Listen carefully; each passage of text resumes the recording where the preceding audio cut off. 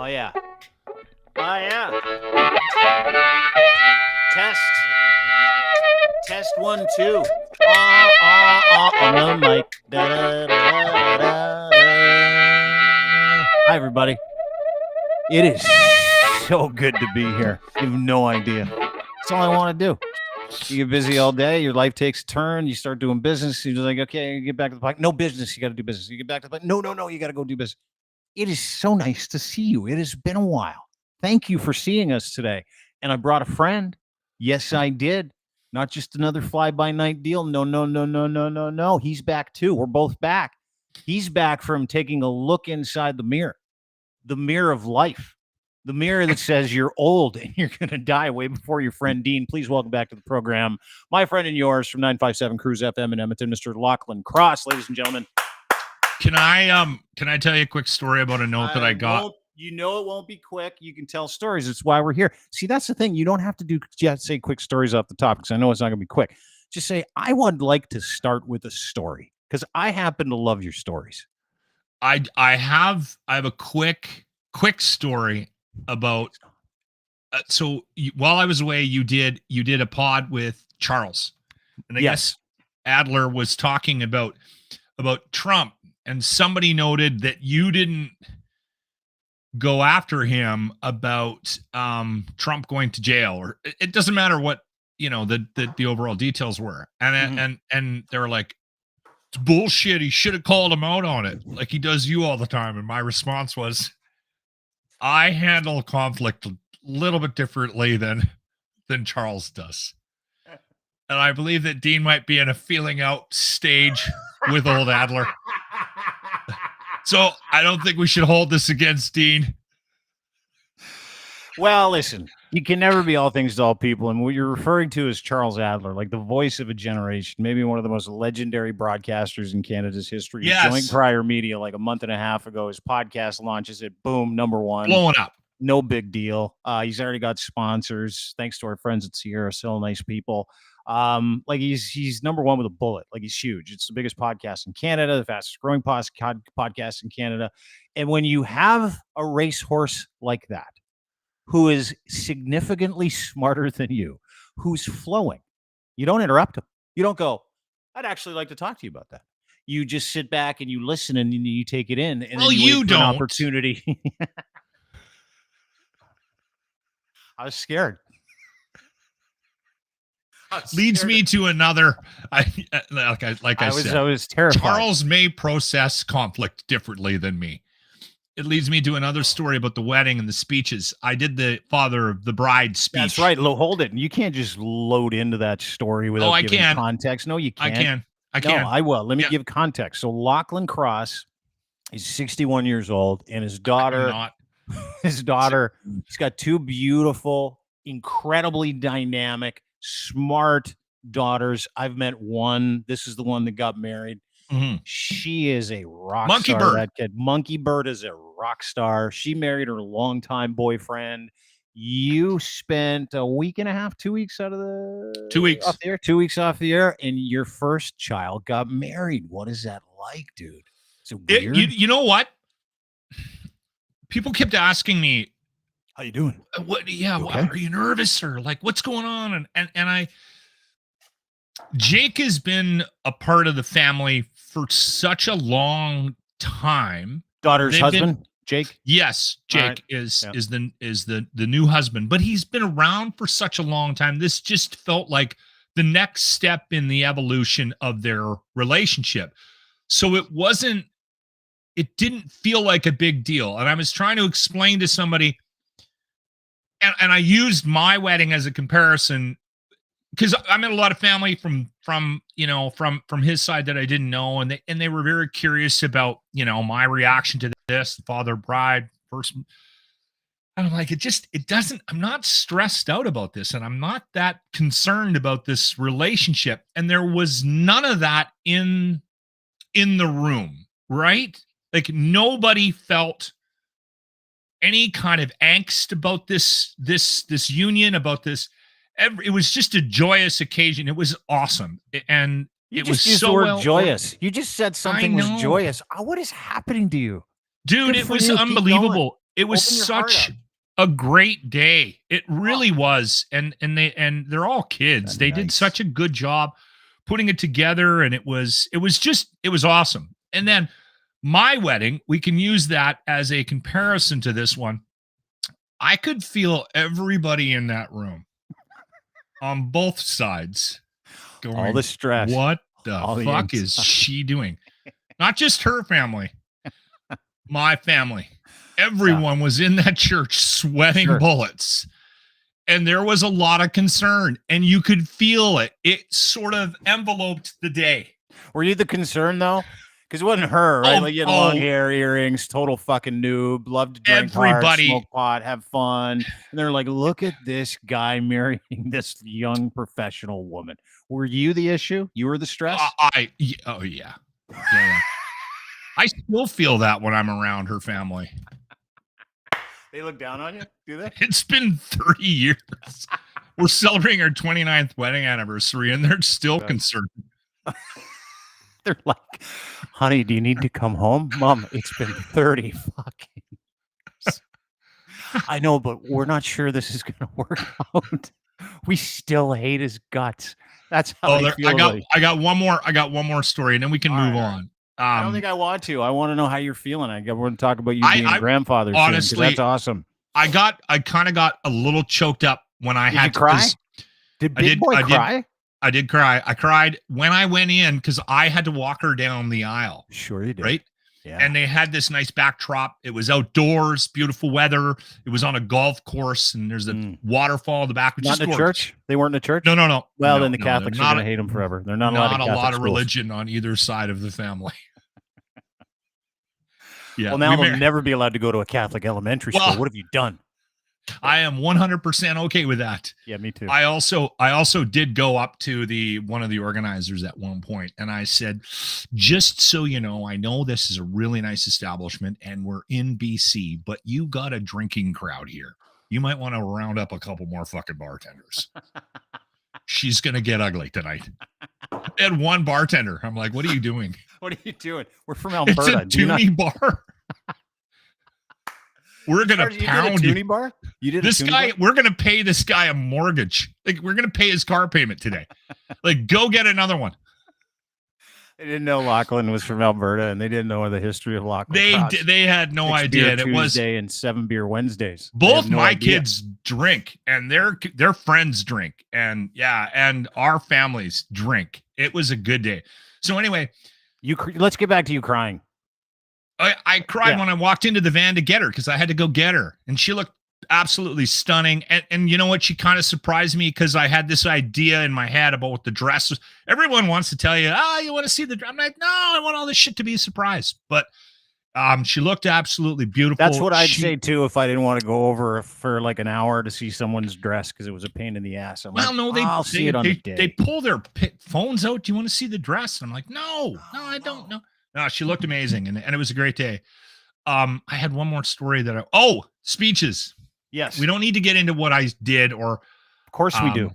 Yes, of course we do. Yes, of course we do. Okay, well, I'll set it up for you. Or did you freewheel it because you're like, I'm a radio guy, I know what I'm doing. I'm the king. What do you think? You fucking freewheeled the shit out of that thing. You're like, I got this. I've had 13 drinks. We'll figure it out. That's exactly what you did. There was no pen or a pad or a piece of paper within 12 miles of you, was there? No, there wasn't. I waded into the ad lib waters. Your daughter's special day, and your contribution is, baby, I'm gonna wing this. So we were at the rehearsal dinner on the Friday. She got married on the Saturday this past weekend, and Al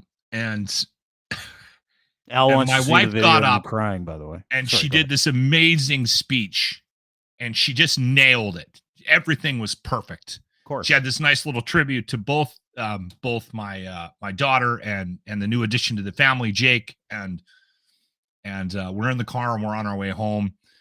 And my mom's husband, Carl, Daddy Carl, he goes, wow, you got your work to do. That was great. How are you going to live up to that? And I turned around, and I looked him dead in the eyes, and I went, Carl, there's no comparison here. My speech will be very different from that. And I have prepared nothing at all. Was it awesome? Did you crush it? Did you cry during the speech? Yes, I did. And the other thing that makes it even more significant, and listen, I don't want to make this about me, but we will for a minute. Yeah, thanks. The other thing that makes it even more interesting is that they made me speak last out of the guests. You're like, if you were at, like, everybody there knows that the dad is a big time radio guy and has been for 30 years. So they're expecting you to wrap it up. Like, you're the headline at that wedding, right? But here's the thing. Jake's best man was awesome. Blake nailed his speech. And then they did like a thing with the maid of honor. Because my daughter Bluebird was also part of the speeches, but Natasha has a best friend, Corey, and Corey's a teacher and a really smart girl and got her shit together. And they've been best friends since, well, fuck, as long as I can remember. She's been hanging around the house with Natasha, the two of them, two peas in a pod. And she got up there and just blew everybody away. It was just an unbelievable speech.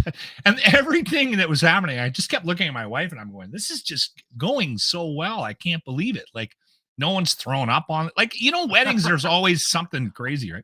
Yeah. And then my daughter gets up there, Bluebird, does this beautiful little speech, and then says, I'm not good at this speech thing. I would much rather perform for you. And then only a handful of people knew that she was going to do this. We started to move tables out of the way so she could perform a dance. She's the dancer. Yeah. So she got up and started dancing, and about 30 seconds, a minute in, wipes out. Jake comes out. Oh, the husband. Yeah. And he joins her. For about 6 months, they've been practicing this dance and just floored everybody because he's not a dancer. Yeah. But they've been training. Like, whenever he had a moment where she wasn't around, they would practice, and she was teaching him how to dance. They were doing YouTube sessions, and it was so fucking good. It was just Are you awesome. listening to yourself? And then the MC goes up and goes, all right, now we're going to bring up the drunk father of the bride. And I'm like, oh, fuck. Were you gilled? Like, how wasted were you when it was speech time?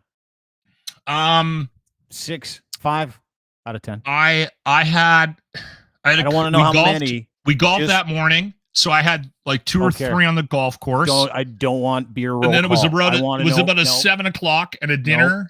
No, I want to know how hammered you were. I was 9 drinks in. I think I finished the evening at a cool 19, 20 drinks. Father of the bride. He's like, open the bar. We need more bartenders. That's the father of the bride you want to run into, right? You're the perfect father of the bride. We left some money in BC to help them pay for their gas. The thing about my speeches, and we don't need to get into it, but if you know me and my family does, there wasn't a lot of shock on my part, but there was a lot of what's going on in the room. And there were a handful of people that were laughing so hard that they had to leave the room. Well, and just in case anybody you don't want to talk about it and then tell us that it was awesome and you alienated people. Now I really want to fucking know. No, I didn't alienate anybody. There may have been some shock at the content, right? Like, I don't hold back, and I wasn't about to at the wedding. Like what? So what? I just told a very honest story about the introduction of my daughter to my life.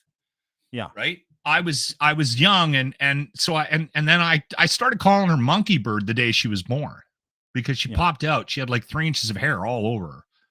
And so she ended up being Monkey Bird. And everyone always talks about, oh my God, what was the greatest moment of your life? And it's so hard. I have a hard time. Maybe the day that I married my beautiful bride, or the day that I saw my first child born. That's all bullshit. Yeah, I know. The day I got married was terrifying. And like I'd already told you, That's because there everybody was so hated much you. sweat. Like I could smell Yeah. the anxiety in the room. And then with the kid, that was terrifying. And not only that, I don't know if people know this. She was born in 1997. At some point, they stopped serving drinks at the hospital. Like I couldn't get a beverage. And so I was not doing Did well. you not? Did you? Here's a question. And I had quit smoking. I decided that I was going to grow up, and I hadn't had a cigarette for a couple weeks. Terrible Not idea. a good. Yeah. Did you not bring alcohol with you to the hospital when your kids were born? I tried. I went to the fridge and I grabbed a 6-pack, and my wife made me put it back. That was in the story. I did the same thing, but I took vodka because I thought that works faster than 6 beers. And I remember the nurse going, I've never been a hard booze guy. I'm always trying to pack the 6-pack of Bud with me wherever. Well, listen, good for you. Congratulations. One daughter's gone. That means you are close to being a grandfather. That's your next step towards death, just so you know. It is. Like a lot of people are right now and listening going, well, how old are you? He's like 68. 53. So here's my here's my grandfather. A lot like does she have a timeline? And when can we expect Papa Locke to come around? 2-3 years? What are we talking? She's a whip. She's a smart person. She's got a career. I know Monkey Bird. She's a real smart kid. Does she want to pop out kids right away? Does she want to embarrass mom and dad like at the age of 53, 52? Or does she want to like drag this out a little bit? What are we talking? I think that they have a bench, like they have a timeline. They're planners. These kids, both of them are very they're two peas in a pod. They're a very good couple. And when are you going to be a grandpa? What do you think? Give me the next. I think within 5 years we'll probably have a kid on the way. Is what I think. Yeah. No. You won't have a kid on the way. You can't say it like that. You will be a grandfather. Oh yeah, and I'm going to be. I can't wait, and I hope she has boys. Because I never got that. I didn't get the, take the kid to hockey and do all. Would you do that? Would you take your grandson to hockey? I know you didn't, but you got 2 girls. But now you're at that age. Would you be one of those guys? Because your wife raised your other 2 kids, right? The ones that got married. That's why they're so spectacular. You mention that all the time. But would you, if it was a boy, would you be like, yeah, this is my time. I'm going to get in there. I'm going to do some hockey. I'm going to take him for. But the second he shits himself, I'm passing him back to you. That's the kind of thing you want? My wife is the type of mother that is going to want to be around the kids when they're having kids. So I sort of have this idea in my mind that we're moving in the next 5 years. And I'm not even kidding. That like legitimately, I feel like we could be in Ontario in 5 years. Do you guys want to move in with me? Yep. Done. It's an option. Yeah, lots of space. I'll bounce an offer at dinner tonight. Yeah, do it. You missed a ton, by the way. Like what happened? Everything. Fucking everything. Did you even watch the news? Like you're out for 2 weeks, wedding, nothing. How awesome was that, by the way? Was it awesome just to unplug for like 2 weeks and go, I don't even know what's happening in here. I don't even know what's happening down there. No idea. Don't even care about politics right now. How refreshing was that? We talked about this earlier today, actually, on the show, Grant and I, and he was like, man, I was really surprised you didn't respond to text. There was no emails. There was no phone calls, nothing. I'm trying to be better at unplugging. I read a book. I read a fucking book while I was on vacation. You read a real book, like with pages? How many pages? Hundreds or like 100? Was it a novella or a novel? Oh, it was a novel. It was a real book. Yeah. Nice. I read The Judge's List, which is pretty decent, actually. Good for you. Yeah, I miss reading. I used to read. I was a ferocious reader when I was a kid. I'm not even kidding. That's not me trying to be funny. I miss reading. And I'm also that guy that I see people reading on their phones or like I can't do that. Can you do that? You read on your phone? Okay, no. Good. So I'm not weird. No, fuck it. It's if books. I've got books on my phone that I'll I got to physically touch it, grab it, feel it. I've got like a screen. I've got like a reader that I use for books too because I'm like a voracious reader now. But my point is that it's just weird that you read a book because like a couple weeks ago you were writing a book and I asked when was the last time you read one and you said 9th grade. So good for you. You're doing all the old guy stuff now, getting ready to have grandkids. You're reading books on vacation. Yes. You're unplugging. But what happened while I was gone? Did I? Oh, dude. Same cathartic mess in Canadian politics. Don't even want to talk about Pierre Poilievre. Don't want to talk about Justin Trudeau. Those two have been going at it. I like PP's new look. Yeah, the douchebag look. He thinks he's Tom Cruise from Top Gun. Somebody hasn't told him his eyes are really close together. Dude, did you notice that? His pictures. Well, I have the same problem. No, not like that. You don't. I look a little like if you see me with my glasses off, you're like, put a helmet on that kid. Right away. Put a helmet on that kid. Most people could get in trouble. All you'll see is just me standing in line for ice cream if I take my glasses off. That's it. Yeah, dude, his eyes are so incredibly close together. There are a couple of pictures. So he's like, it's not, because that was a big thing. Like, what you miss in politics was like Pierre Poilievre, the conservative fascist, is like, I better loosen this shit up. So he starts wearing like cool T-shirts with bulletproof vests underneath, and like then he takes his glasses off. Is that what that is? Yeah, I thought he just needed an adjustment, like a back crack. No, he's got like a bulletproof vest on. And then like his eye, then he took his glasses off, and you're like, Jesus fucking Christ, dude. I know why you wore those glasses. Put them back Slap on. Him back on. Yes, dude. He's like, this is him. Look how close mine are. Yeah. Oh, dude, like you got nothing on him. His eyes are he's basically Cyclops. He's got both of his eyes touched, like somehow right under the brow, right around the bridge of the nose. He looks absolutely ridiculous. I bet he's a wicked curler. He's a terrific marksman. Anyway, it doesn't matter. He's just got the one eye. It looks ridiculous. So the fight this week in politics in Canada, which is hilarious. It was like Pierre Poilievre. So two things. His clothes, which everybody's like, the fucking guy is his clothes. And I'm like, fuck the clothes. Look, he's got one eye.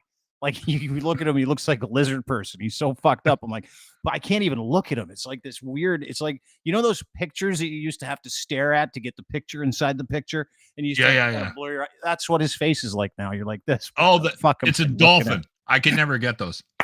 Oh, it's a pirate ship. Oh, it's Pierre Poilievre's face. Oh, that's who it is. And then on the other side, and then you get your regular stuff with Pierre Poilievre and fascist leanings, and try to tell everybody that the world's going to end if you don't elect him. Then a poll comes out, and it's like, conservatives stand to win if the election was today. The election's 2 years away.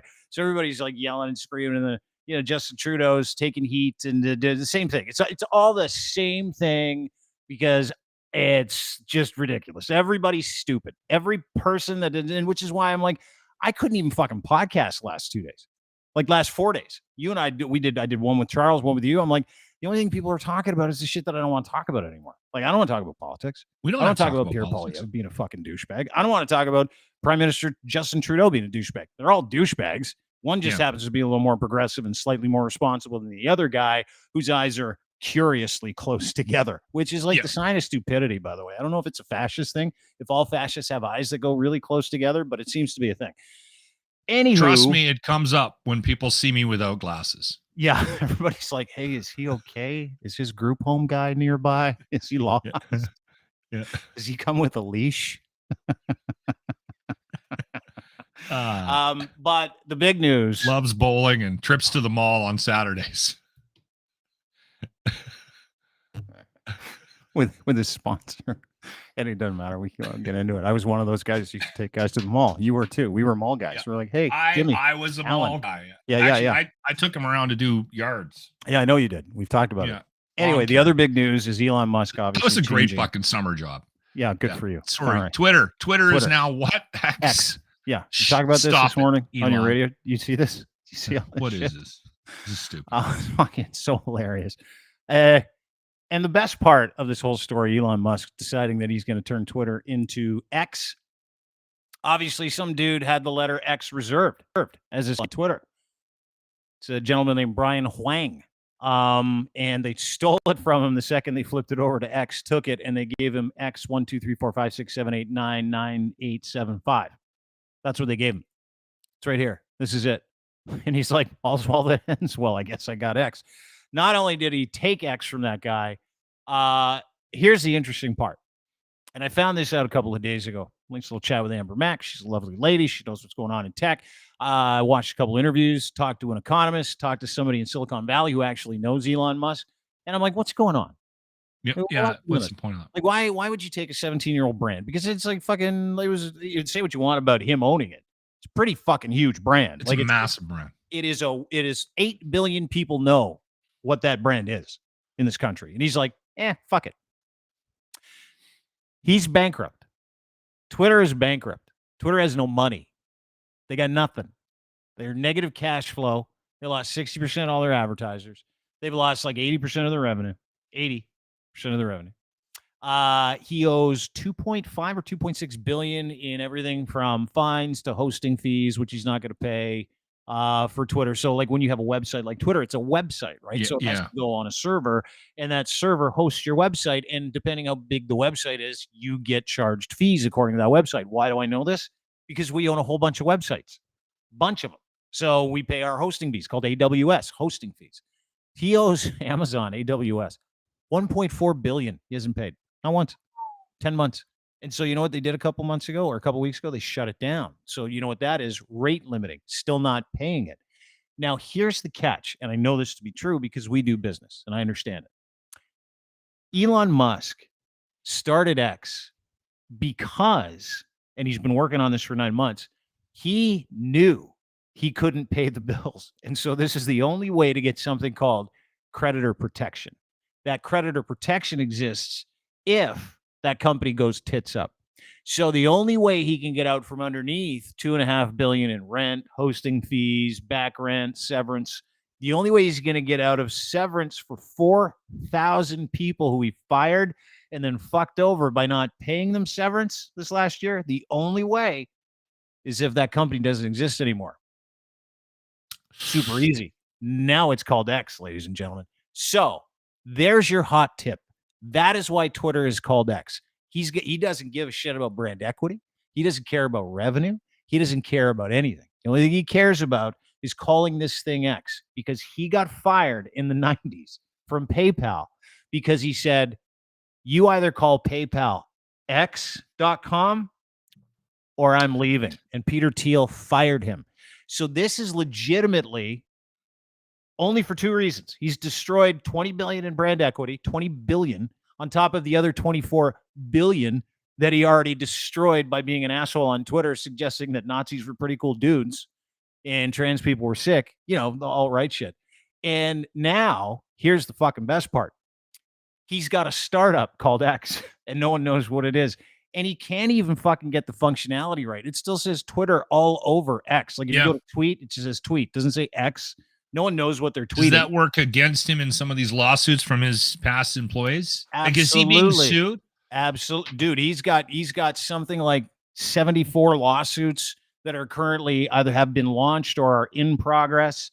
No one likes to report on him. You're not going to see it on Twitter because he owns Twitter, so he can manage the algorithm. He's doing the exact opposite of everything he said he would do with the platform. The exact opposite. So that's what that's for. And it's fucking hilarious. Like, it just makes me laugh because everybody thinks he's a genius. This is funny. This is good. This is from Legate. This is a magazine. 23 years ago, Elon was fired from PayPal after he tried unsuccessfully to name the company X. PayPal hired multiple focus groups at Elon's demand who determined X name sounded too much like an adult website other than a legitimate business. Here's the other thing. There are over 120. See, this makes more sense to me than him doing it to hide like losses. I knew that, that the X had something to do with something in his past. You know what I mean? Because he does weird things like that. So that makes more sense to me, Dean, than, the other thing makes sense. He's going bankrupt. Like the other thing makes total sense as well, which I did not know, but it makes sense that he is going bankrupt, right?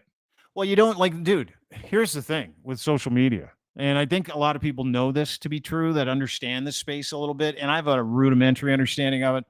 The goal is to keep people on your website as long as possible. Get as many people on it for as long as possible so you can sell them things, show them things, endear yourself to them. To tell people the thing that they love, he's going to dormy it because he doesn't give a shit. He tells the people that are on it, he doesn't give a shit about what they want, right? So there's that part of it. Then the other part of this, which is really fascinating to me, which is really fucking why he bought the whole thing anyway, is he wants to turn this into a financial app. He wants to turn Twitter into the World Bank. That's what he's trying to do with X. So he's been telling people he's got a bunch of stuff coming that's going to turn this into a bank. Would you put your money in a bank run by a guy who doesn't pay his rent, can't pay his rent? Like, no. Like if your buddy came up to you and said, and you knew he was in straits, you knew that there was no way he could pay his bills, he was always looking for money, and on top of it, he was a massive asshole, like massive asshole. And he came up to you and he said, Lochlin, I've started a new bank. It's called the Bank of Gary. I got a bunch of customers. Come bank with me. Yeah. You would just have to think about the man's history to go, no way, fuck, maybe Gary does have a bank. Like maybe he does, but in no way can I see it other than just this fucking pamphlet, which is all Twitter is right now, or X, whatever he wants to fucking call it. And on top of it, nobody is going to trust that guy with their money. Like nobody. So Twitter is effectively dead, Dean, right now. The issue I have with it is, and I understand where you're coming from, but I'm surprised daily about what people do with their money and the risks that they take and who they trust to, with their money. So I don't even know. I have no. It's unbelievable. Like, to me, crypto is but there's total scam. Hundreds of millions of people on it, and massive scam. That's what I'm saying. I was watching this interview with Ben McKenzie the other day on our Professional Insights podcast. It's fucking great. So Ben McKenzie is basically the guy. It's like crypto is like Amway. It's just a Ponzi scheme, and everybody knows it. And we do some work with some people in the tech space and Web3 space and the NFT space, which is not crypto. It's different. It's technology. It's with Clancy World, one of the companies. We're going to Benfica, by the way. We're going to Lisbon next week. How you doing? Nice to see you. Anyway, we do a whole bunch of work in that space. Sorry, what's Benfica is like the most historic soccer club in the history of soccer. Oh, okay. Portuguese soccer club, Lisbon. Yeah, Benfica, massive. Eusebio, never heard of him. Rui Costa, president. No, Roger Schmidt. Angel Di Maria, their new transfer. Oh, dude, I don't. I love it. I'm a Benfiquista, just so you know. Big time Benfiquista now. James Sherman's going to be on with us to talk about it tomorrow too. But back to what I was saying. This space is full of charlatans. Absolute charlatans. And when you live in this space, you operate in this space, you understand what people are trying to accomplish in this space. And what he's really trying to accomplish, which is very fascinating to me, he's trying to tell everybody that he knows what's going on, but he can't even get X right. Like he's still got all the old buttons, still got all the old DevOps. He's got all the old everything on that website. Like absolutely fucking everything to do with Twitter. When you reply to it, it says tweet your reply. When you go to tweet, it says tweet. And then he's like, the bird is dead. He's got people in the Twitter offices that he's not paying rent in, scraping Twitter birds off the wall and putting X's everywhere because he's just fucking enamored with the name X, which if you remember, he named his kid XAE12969 or something like that. Remember that? A while ago? But again, there was that's some mathematical, I don't know. Like, I don't know what it is either. He's fucked is what he is. Yeah. Like super fucked. And it's not like he's not a genius. Do we need people like that, though? No, I don't think we do. Are you sure? Like, honestly, be reasonable about it. I know you dislike Elon Musk, but I think, and again, I'm not a fan. This is not me defending him. I just feel like the world sometimes needs people that push the line, right? Mm-hmm. That step over it, that take chances, and this isn't a progressive thing. We just need to see. Listen, you can learn, and I've felt this in my career. I've learned more from my failures and the things I've done wrong than any of my successes. I've learned way more from, and again, it's not fun having a bad boss, but I've learned way more from having a shitty boss than I did from having a good boss. Well, he's apparently the worst. So everybody that works there is learning all kinds of things. because he's terrible, dude. He's terrible. He just paid $44 We billion. need risk takers like this in our world. Okay, is this risk or is this incompetence? $44 billion. I'm going to turn this thing around. Global Town Square.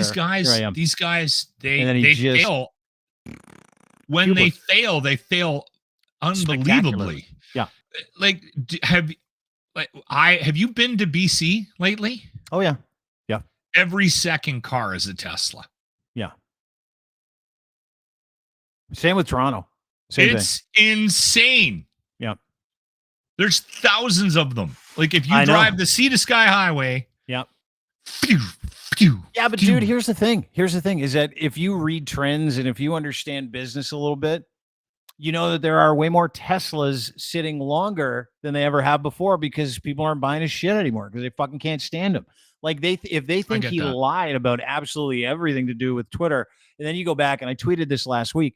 Like, I wonder what's really in your Tesla. Like I literally do. I wonder if your Tesla is like literally just a massive tracking device he's making you give him hundreds of thousands of dollars for. And by the way, making you think it's a lot easier. It's cooler to own a Tesla because it's self-driving, which by the way, it is not. As we all know, it is not it is not an autonomous car, which you promised like 10 years ago. And it still hasn't fucking happened. And people are still dying. So like, again, it goes back to trust, right? And trust scores. Yeah, but if you get in your car, Dean, if you get in your Tesla, you drive for 3 hours, you get to stop, charge for 20, drive for 3 hours, stop, charge for 20 again? No. If you get in your Tesla and you're going for a little joyride and you hop in the back to make yourself a cup of coffee, you're an idiot. I love those videos of the Teslas of the guys that are fucking fast asleep. Mouth wide open. I still I want to be part of the solution and not part of the problem. And we have actually investigated electric vehicles as the next vehicle. We've also tried to buy a hybrid, which is almost impossible. There's waiting lists and it takes forever to get one. So at least the ones we were looking at. So I don't know. Our next vehicle, because we got to flip our Subaru out here soon. I'm still thinking I might be a gas guy. I will never buy a Tesla. That's the other thing. Like this taught me anything at all. Like I'm in the market for a new vehicle, and I'm actually getting a new vehicle, and it is an electric vehicle, but it is a Hyundai for my kids. I've heard the Hyundais are pretty decent, aren't they? Yeah, like the but they got a better they got a better trust score than the other ones. Hyundai Kona is what it's called. A Kona? Yeah, that's right. Yeah. Anyway. Yeah. Hyundai Kona. Dude. The thing about these guys that make money, I think Elon Musk's again, he's not your typical billionaire, right? Like he's not wired the same. And like he's kind of like Trump isn't your typical politician. He became the president of the United States of America, and we are going to be talking about what he was and what he meant to the history for a century. They're going to be talking about Donald Trump. I think it's going to be similar to Elon Musk. And I think it's difficult to sit back and because I'm confused by him, right? Because you will go on a rant about Elon Musk about how dumb he is and how, Twitter's a mess and Tesla's a joke but there are people out there. There's hundreds of them on the road. He is talked about daily. He's in the news every day, right? Like he's doing something right. And maybe he is billions of dollars in debt. It does. Yeah. Without any regard for anybody else's money, or anybody else's life. And that's what you see. That is why I don't like him. It's got nothing to do with how smart people think he is or he isn't. Total narcissist. He's a fucking asshole. Yeah. Like, it's just the bottom line is that he treats everybody around him like they're fucking here for his pleasure. He is so transactional, and you see it all the time. And I know people who know him. He says he's like a fucking vacant child. He's just one of those terrible assholes who got to a certain place so he could be a legitimate, terrible fucking asshole. And all of it comes from apparently his dad telling him he's a piece of shit for the first 15 years of his life. Like, and I get that. I think everybody who's had a shit dad gets it. But like, that's my issue with him, is that he's just a prick. And he lies. But like, again, like the truth of good, like it just say, hey, I got an electric car. and it's the tits. It's incredible. You're gonna love it.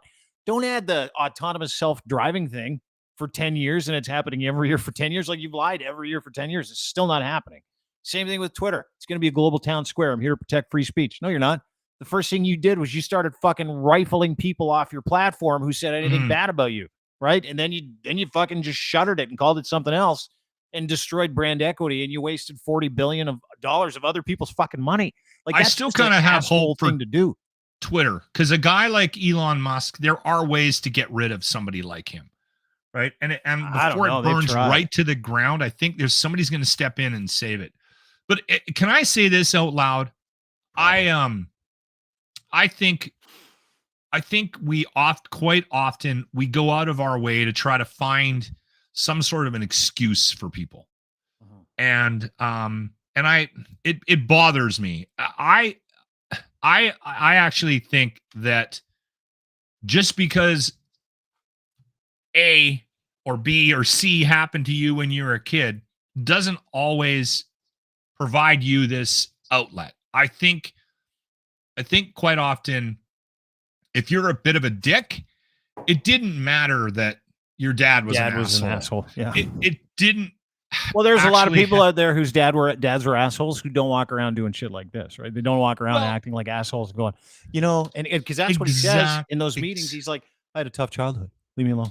I'm like, fuck, everybody did. See, and I remember having the Justin Bieber conversation. Well, man, I don't know. Like having that much money that young, what would happen to you?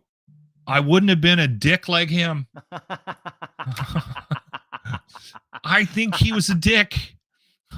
Yeah, just brought out his. I think the money just made it brings out your easier for him to be who he really wanted to be.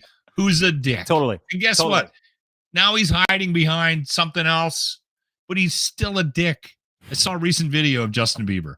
I'm like, oh, that guy's still a dick.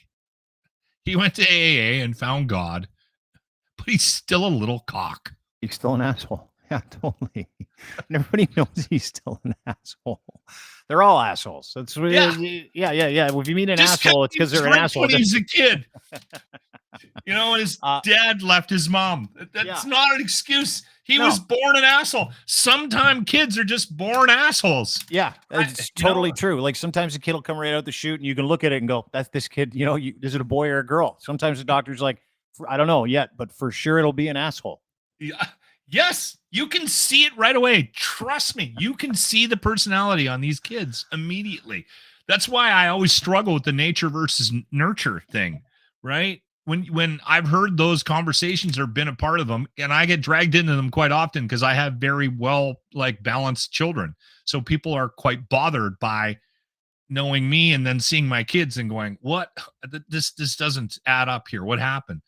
And I'm like, both my kids, and I swear to God, and I even said this in somewhat of a roundabout way during my speech about my daughter, Monkey Bird.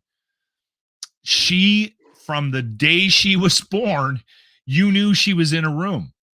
And she's still like that. She has this energy, and she fills a room, brings it every day of her life. She gets up, and if she walks in, you know she's there. Not everybody has that. My daughter has that, and it's awesome. Does. Yeah, she's incredible. She's an absolute firecracker. She's one of the most confident people I've ever met in my life. She was like that the day she showed up. She came out a firecracker. I remember feeling that when she showed up. I knew it. I remember thinking, "Holy shit, my life has just changed." Right. Right. And then the other one is completely different. Yeah, of course, because they're different people. That's how that works. But we didn't create something. You know what I mean? She showed up and then I didn't. Genetics and experience is a little bit of both. It's nature and nurture. It's not nature or nurture. It's a little bit of both. Just to answer your question. Right. Yeah, you don't have to fight with the two. Before I let you go, right now, and I want to bring everybody up to speed, especially all of you super religious people and UFO hunters. Because this will be very, very interesting to both of you. They're having that very specific reason. They're having congressional hearings right now where people, I'm going to play you some video. It's going to blow your mind. Are they talking about having? Are you ready? UFOs? Are you actually ready? Happening right now? I was going to watch this today. Dude, You know what? You know what? Like while you were talking, I don't even remember what you were saying for the last 5 minutes because I've been prepping all this stuff. It's okay. No one listens to me. No, I know. My family. Yeah. I have a radio show. No one really hears me. So there's a congressional hearing going on right now about UFOs. Now, this is from AP. This is fact. Let me read this. I'm going to play some videos that are just happened right now. U.S. is concealing a long-standing program that retrieves and reverse engineers UFOs. We've been waiting for this. A former Air Force intelligence officer testified Wednesday to Congress. Retired Major David Grush, highly anticipated testimony before a House Oversight Committee happening right now. He's on the stand right now. I'm going to play you some video in a second. His latest foray into the world of UAPs, or unidentified aerial phenomenon, otherwise known as UFOs. They call them UAPs now because we get cooler every few years, which is the official term the U.S. government uses instead of UFOs. While the study of mysterious aircraft or objects often evokes talk of aliens and little green men, Democrats and Republicans in recent years have pushed for more research because for sure they would. They want the technology to sell it or kill people with it. The Major General said he was asked in 2019 to task a government task force. He said not only do aliens exist, but so does their technology. Oh, here's Nancy Mace, House Republican, asking the Major General not more than a few minutes ago. I swear to God, I was going to watch this today. Dude, watch it. You can watch it right now. Cancel the fucking podcast. Yeah, you should have. Well, now we can do both at the same time. Watch with me. Intelligent extraterrestrials. Something I can't discuss in public setting. Okay, I can't ask when you think this occurred. If you believe we have crashed craft, stated earlier, do we have the bodies of the pilots who piloted this craft? As I've stated publicly already in my News Nation interview, biologics came with some of these recoveries, yeah. Were they, I guess, human or non-human biologics? Non-human, and that was the assessment of people with direct knowledge on the program I talked to that are currently still on the program. Non-human. And was this documentary evidence, this video, photos, eyewitness? Like, how would that be determined?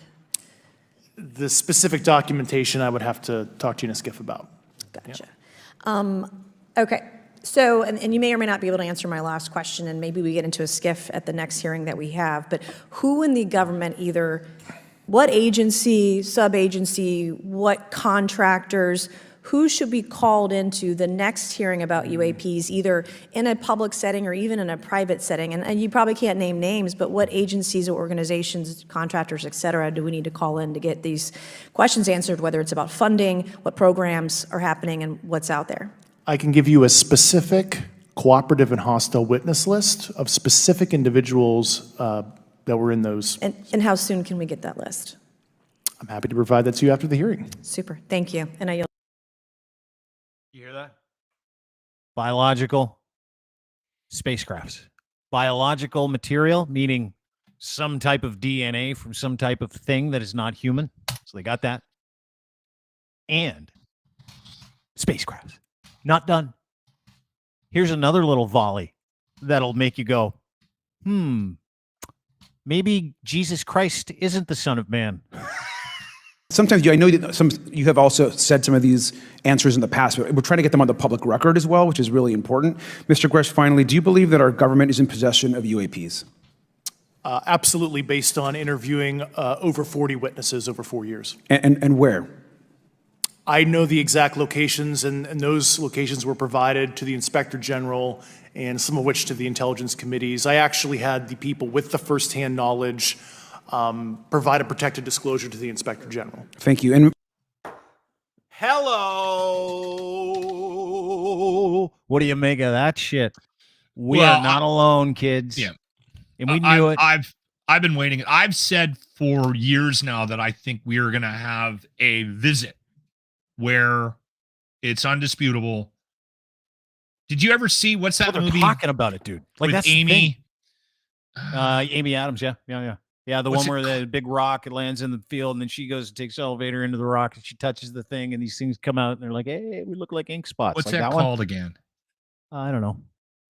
I just First Contact, is that what it is? No, Contact. Alien. And somebody will know. Somebody in the comments sections. Amy Adams movie. It's Terminator. Is it It's not Terminator? Terminator. No, it was a really well done movie, and there was 7 cities around the. Jeremy around Renner was in it. Jeremy Renner. Yes, yeah.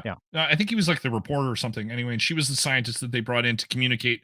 It was Contact. It was Contact. Yeah. So these like orbs or whatever settled over 7 or 10 or something major cities around the world, and again, just the whole presentation and how it was, how the story was told, I thought was such it felt like something that could happen. And again, I always go back and forth with this struggle because I'm really into this stuff. Oh, huge. Dude, I wasn't into love it for a it. long time because it was like, what if this shit's real? Like, you're going to have, and that was what I was worried about. I was worried that this shit was real. And I'll tell you why I was worried it was real, because you're going to have people, you know how like religions around the, it was Arrival. Thank you, Jen. It was Arrival. Sorry. Do you know how keep religions going. like they get really mad when someone inserts like science or like a new idea into the atmosphere? Any religion could be extremist. Muslims could be extremist. It doesn't matter what religion, because religion is predicated on the fact that we on this rock are the only people here, and we're made in the image of the Almighty, image of Christ, image of God, the Son of Man. This is great. We're it. This is awesome. No, So, you know how we watch these people like get crazy online and try and cover up like, you know, the truth about science with bullshit about God and going ahead, all that stuff. That ends. Do you know how pissed they'll be? Do you know how pissed every religion on this planet is going to be found out if they go, all right, we've got alien crash shit here. We got alien bodies. Here you go. This is what's up. There are definitely aliens walking amongst us. Do you know how fucking hard I'll laugh? Do you know how hard I'll laugh? I'm not like the Schadenfreude involved for me when it comes to outing every major religion when we find out we're not alone is so great that it surpasses the fear of going, what if they eat us? What if they take our nuts off and look in our bums? Go ahead, look at my bum. I just want to see you feed it to the Catholic Church and go, hi. What I honestly think I'll offer my ass, actually. I will. I'll offer my bum for the aliens to have a look at. What I think is interesting about where we're at as a society is, and I struggle with this all the time. I'll see something. You posted a video today, and I watched about 30 seconds of it, and I had to shut it off. It was about the moon and the sun and the sky, and it just was like, oh my God. One of the best videos I've ever posted. Yeah. Yeah. Dumbest person alive. Because I have this as much as I'm skeptic, like as much as I'm a cynical person, I'm also optimistic, and I have a hard time rationalizing that sort of dynamic, right? Because if anybody knows me, they probably think I'm more of an asshole and more of a cynic than I am an optimist. And I personally, I believe I'm actually an optimist. And I honestly think, and I have said this out loud numerous times over the years, I think we haven't been visited because I think that whatever alien beings that have the capacity to get here to oversee what's happening, based on how we live our lives, like how we run complete things, animals and idiots. Yeah. They look and what we're doing to our planet, which is unbelievable. Look at it. And look at what we do to the oceans. There's just so much bullshit that is happening. And we can throw religion into the pile as well. Thank you. I truly feel that they have avoided us because of how dumb we are. We're pathetic. We're idiots. Dude, I think you're 100% right. I think they've been waiting for an intervention to come down here and straighten our shit out. They go, no. Enough of this. Let's eat Tucker Carlson on live television, and that'll settle it. Let's eat Rupert Murdoch. Let's eat fascists. Let's eat the super woke a-holes. Let's eat all the losers. That's what I hope happens. If you live on, let's say you live on another planet, and it's your job to find life on other planets, and you go around the solar system, these galaxies, there's millions of them. Yeah. And you're exploring and you have the capacity to get to them, at least reach them, right? You probably have a pretty good idea of where we're at. Would you come down? Let me play the video you're talking about. And No. let's wonder. No, I'm going to play it. Let's wouldn't wonder come down. aloud. If you're You a guys are fucking on your alien, own. you're a fucking, let's just say you're an alien and you got like this magic tablet, right? And you're like, and which is alien for like, let's check out Twitter or TikTok. Let's check out TikTok. Let's see what this life forms on this planet are all about. And you watch. Don't play this video. No, No, I I'm playing can't. the video. I can't. No. No. I posted it today. It's the dumbest person I've ever seen in my whole fucking life. It's like we got a new species of dumb. It's not even human. But if you're an alien and you go, this is the first video I see about these people, aren't you just going to nuke the whole the entire planet? Are you just going to phone back to the mothership and go, you know what? Fuck it up.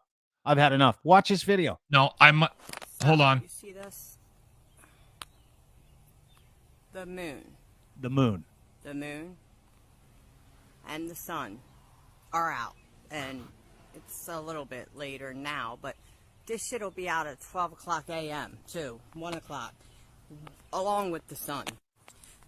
So I say that because when I grew up, the sun came up, Stop talking. rose, and the moon went down. Stop. They didn't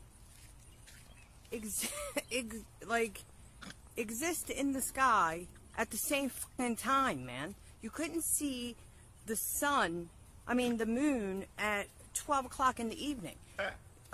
It just, I don't know what I'm missing here, but that shit it wasn't like that. Grade 9? Back in my day, so growing up. So this was the first thing I started noticing. Something just kept telling me, look up, look up, look up, pay attention to the sky. This is how my awakening started. For some reason, I just got real curious in paying attention. This is real, though. Yeah, it's real. This is not When I fake. seen the moon for the first time around 1 p.m. and the sun She's 40. Saw the moon for This the makes first my time. chest hurt. I'm not done. to it, like something ain't right here. But of course, my sleepy giant husband is, oh, it's always been like that. It's always been like that. No, the fuck it hasn't always been like that. The Bible. You tell me you're an alien. You come down or you log on to TikTok, and you see tons of fun waxing about how she can't believe the fucking moon's in the sky. She's never seen it before. Are you not going, nuke it? Nuke it. And they're like, Yeah. agreed. We must be giving them some level of hope, though. That's what I need to lean on. The dummies Like, we or the aliens? need to wrap up today, and I need to be able to walk away from seeing something like that, and also having a conversation about aliens and the fact that that are they're real. admitting to the fact that they've been reverse engineering alien crafts and that we had biologicals. We got And aliens. yeah. The U.S. government admitted to having fucking aliens today and admitted to having a program that goes and sources that technology and reverse engineers it for themselves. That's what we just heard. We just fucking saw it. That's So what happened. I have been fascinated with this stuff for years. Like, 2023. This has been happening since Roswell, 50s, 60s. Like it's been happening for probably hundreds of years, but recorded history. It's the first time the U.S. government officials they go, "Hey, you got aliens?" He's like, "Big time." I know where they are too, and we got blood, we got tissue, we got it all. So, Dean, yeah. The interesting thing about this was, do you remember the Bob Lazar conversation? Yeah, Bob Lazar. He was like ostracized and sent in the middle of the desert after he worked at Area 51. And they're like, "You're lying." Do you remember the news conferences back in the 80s? Yeah, totally. Okay, I remember that shit. And then when it resurfaced, I was like listening to the Joe Rogan podcast and things like that because he was on a few. And I was like, holy shit, I remember this. I remember this guy. I remember the truck and I remember the setting and I remember the conversation. I can't remember the reporter that wouldn't let it go, and he kept reporting on it. And then they just basically ostracized the two of them, right? And then when he was on Rogan a couple of years ago, it was he just stuck to his guns. And then there was a couple of things that had sort of happened in his life and in our life developing story-wise that suggested that this guy was not a kook, right? And that he stuck to his guns. He was like, I was brought in to add my expertise as I forget what he was. He was like an engineer. He's like some weird but he used to build like rocket cars and shit like that. Yeah. He took a Honda and put a rocket on it or some fucking thing, right? Civic in his garage. Yeah, and they're like, "You're perfect. Get over here. Get over here." You got an alien being in a fucking spacecraft. Got to figure and it out. He can turn a remembers Civic into a rocket ship. He can fix this fucking thing. And he remembered seeing like what he thought might have been an alien being in one room when he was on his way into work, and the key card to get in and all this bullshit, or the handprint and all this stuff that everyone just thought he was just full of shit. Yeah.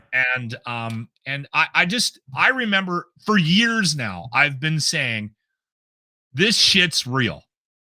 It's just a matter of time before. Do you know the unraveling that's going to happen with this? And we got to wrap up. You know what? Hold on. Dude, it was Trump.